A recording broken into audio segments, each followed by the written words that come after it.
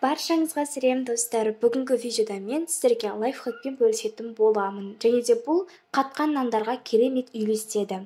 Күнделікті жасасаңыздар болады, тез әрі оңай дайындалады. Ең бірінші бізге керекті нанды аламыз. Бізде кез келген нан болады, лепешка немесе булка. Кез келген үйде қатқан нан болса, осы амалды жасап жіберсеңіздер, тез желініп кетеді және де өте дәмді әрі тез дайындалады.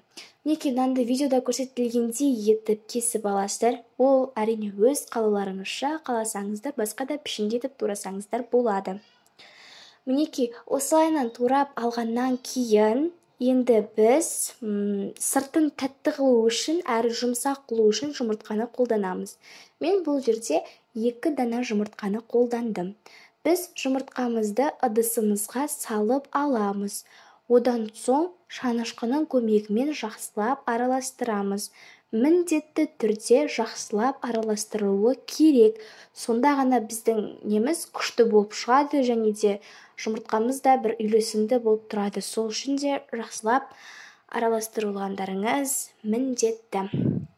Неке видеода көрсетілгендей етіп жақсылап араластырып болғаннан кейін біздің табамызды май салып яғни қыздырып қоя береміз. Сонда бізде қызып тұрған майда піссе жақсы болып шығады. Мінеки мен табама майды құйып қойдым. Енді жұмыртқамызға тураған нанымызды аунатамыз. Осылайынан және де табамызға саламыз да жан-жағынан айналдырып отырып пісіріп аламыз. Мінеки біздің нандарымыз дайын. Міндетті түрде жасап көріңіздер. Маған тіркеліп лайк басуды ұмытпаңыздар. Келесі видеоларды күтіңіздер. Сау болыңыздар.